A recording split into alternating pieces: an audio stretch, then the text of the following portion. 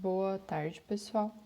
Então, hoje a gente vai iniciar mais uma aula de Química Inorgânica e a gente vai continuar o que a gente viu na última etapa das atividades remotas.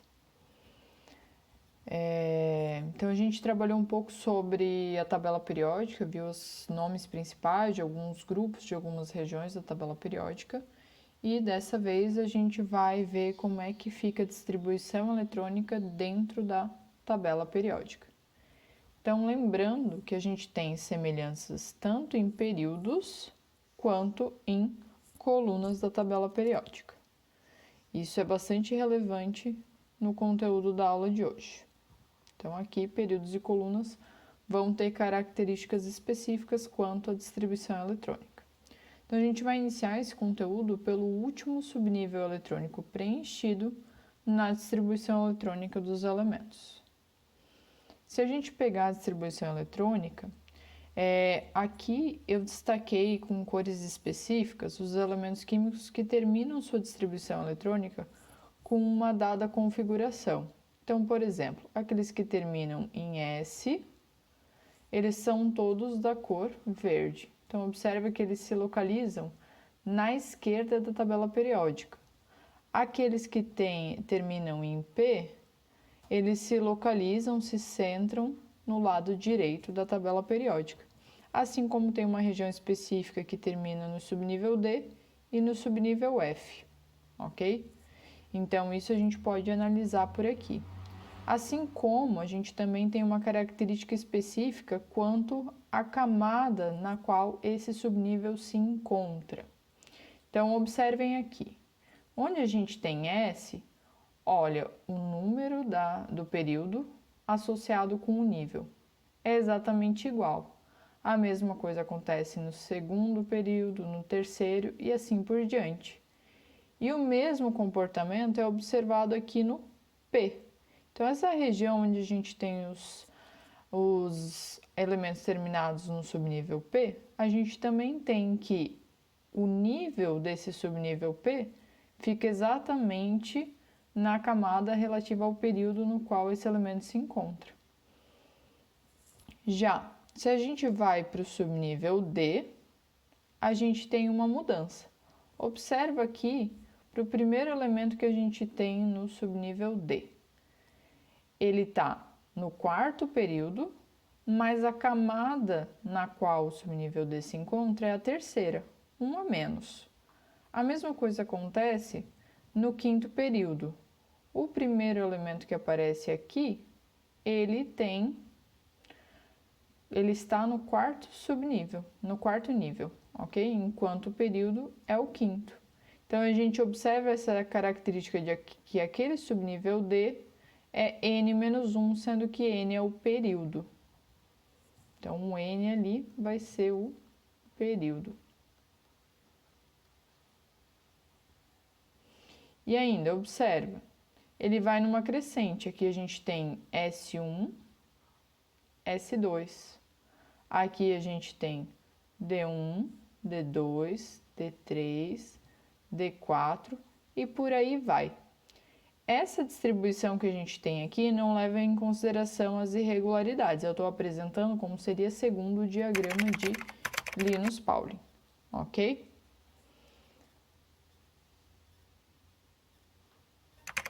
Então, só para checar, vamos pegar dois elementos e ver se realmente fecha com essa configuração ali apresentada. Os elementos escolhidos são o potássio e o iodo. Então, se eu fizer a distribuição eletrônica do potássio, ele tem 19 elétrons, ok? Então, fazendo a distribuição eletrônica dele, 1s2, 2s2,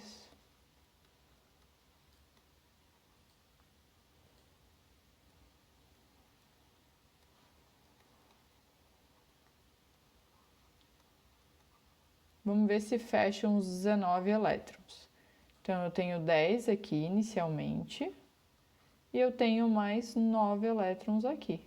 2 mais 6 mais 1, 9, fechando o total de 19 elétrons. Então, essa distribuição está ok. E, de fato, ela termina em 4s1. Então, está no quarto período, na região da tabela periódica que termina em S e um que ele está no primeiro grupo. E observa que todos os elementos desse primeiro grupo, vão terminar em S1. O que varia é o N que tem na frente. Agora vamos analisar o iodo, que se encontra nessa posição da tabela periódica que está em destaque aqui. Então, fazendo a distribuição eletrônica dele.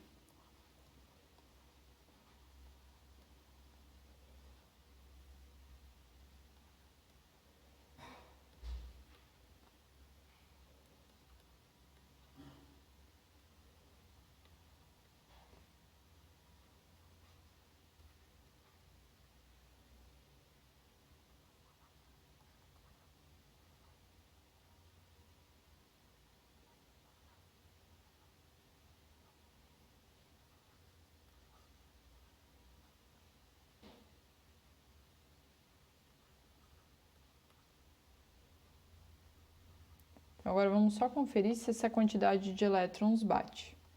Tenho 10 inicialmente aqui, mais 10 aqui, mais 10 aqui, já fecham 30. Depois disso eu tenho mais 18 e tenho mais 5 aqui. Se a gente somar isso tudo, fecham os 53 elétrons.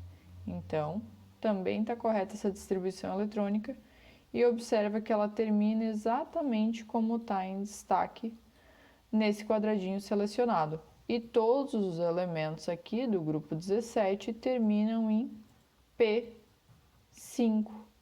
E o nível associado está associado diretamente com o período no qual ele se localiza. Então, portanto, termina em NP5. Os elementos de transição, externa e interna, eles vão ser os elementos que vão terminar no subnível, respectivamente, D a externa, que é aquela regiãozinha no meio da tabela periódica, e F a interna, ok? Só que vamos analisar em relação ao nível no qual esses subníveis se encontram. Então, analisando aqui o D, a gente já tinha visto, né, que era N-1. Então, tá no quarto período, termina em 3D. Então, vai ser N-1, D. Isso significa que está na penúltima camada do elemento.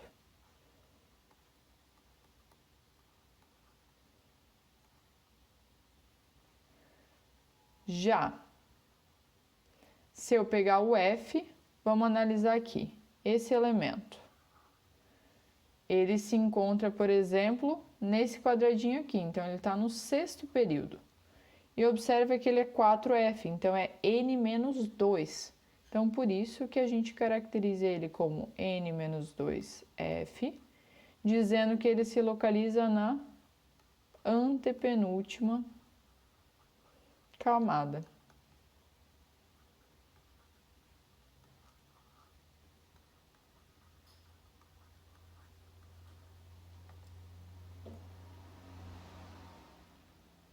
Então, agora vamos olhar numa perspectiva diferente. Antes a gente olhou para o subnível no qual terminava a distribuição eletrônica.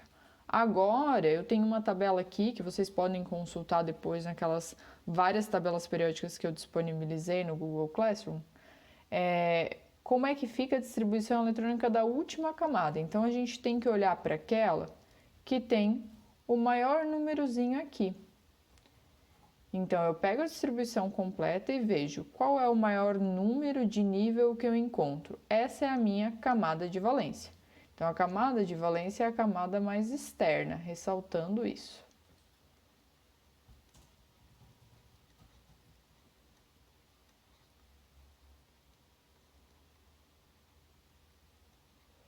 E vocês podem observar que a gente também tem um padrão.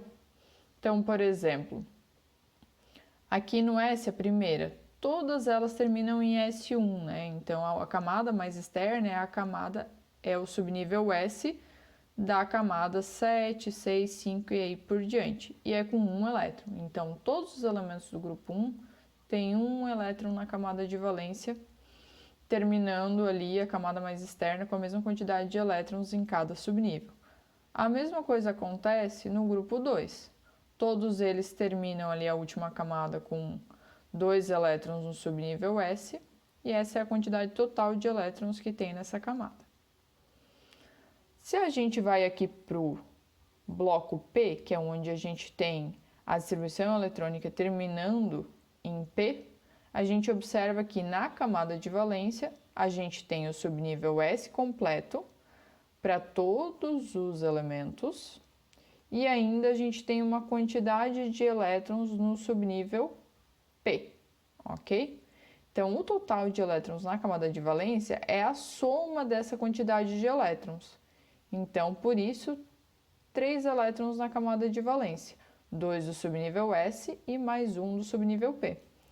Quando a gente vai para o grupo 14, no subnível P, agora a gente tem 2 elétrons. Então, a quantidade total de elétrons passa a ser 4. 2 do subnível S mais 2 do subnível P, e é equivalente para todos os elementos, mudando apenas o número da camada de valência. Ok? Então, elementos do segundo período, 2 camadas. Elementos do terceiro período, 3 camadas, 4, 5 e assim por diante. Se a gente vai olhar a região já do miolinho da tabela periódica, se a gente seguisse o diagrama de Linus Pauling, todos eles teriam a camada eletrônica mais externa apenas com um S2 preenchido, ok? Com um S preenchido com 2 elétrons. Mas alguns que têm irregular são apresentados aqui porque eles não vão ter esses 2 elétrons, eles vão ter um elétron só. Mas aí são algumas exceções, ok? Se não, no geral, eles vão ter o subnível S da última camada preenchida e, portanto, a camada mais externa apresenta 2 elétrons. E a mesma coisa acontece aqui nos lantanídeos e actinídeos aqui embaixo.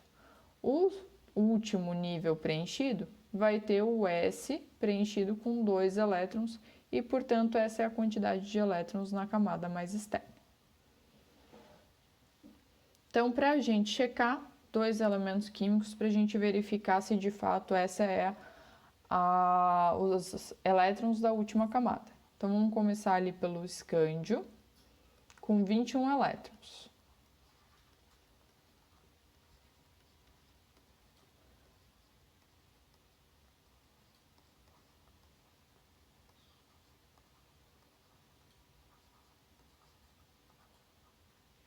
E a distribuição eletrônica também do argônio.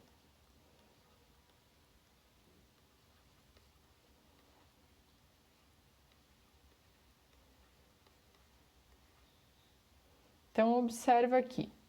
O escândio, embora ele termine a distribuição no subnível D, a camada mais externa é a 4ª camada, que é o nível mais alto.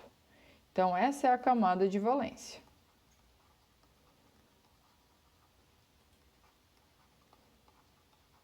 Enquanto o 3D é o último subnível preenchido. Mas é para aqui que a gente está olhando agora. Então, realmente termina em 4s2, tendo 2 elétrons na camada de valência. Já o argônio, a camada mais externa, é a 3ª camada. E ela tem elétrons tanto no subnível S quanto no subnível P, de fato coincidindo com o que está apresentado na tabela. E, portanto, essa é a camada de valência.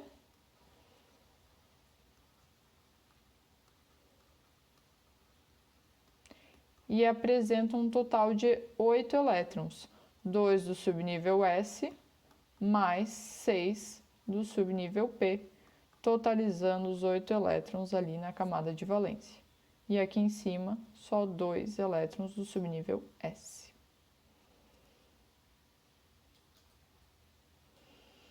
Então, para a gente dar uma generalizada nas regras, em um mesmo período da tabela periódica, a gente pode observar que todos eles terminam na mesma camada, certo? Então, a camada de valência é a mesma.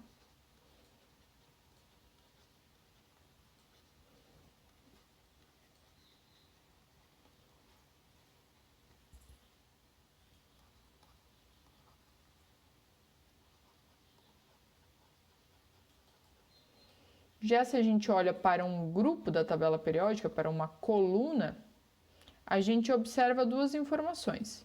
Anteriormente, quando a gente viu o último subnível preenchido, a gente observa que existe a mesma quantidade de elétrons no último subnível preenchido.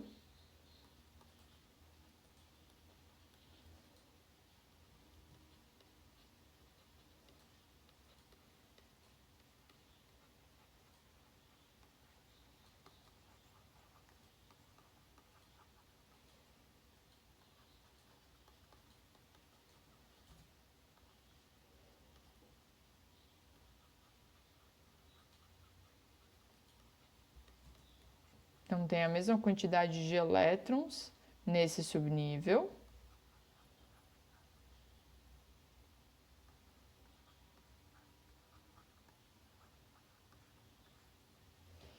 E, além disso, na última camada, a gente também tem a mesma quantidade de elétrons.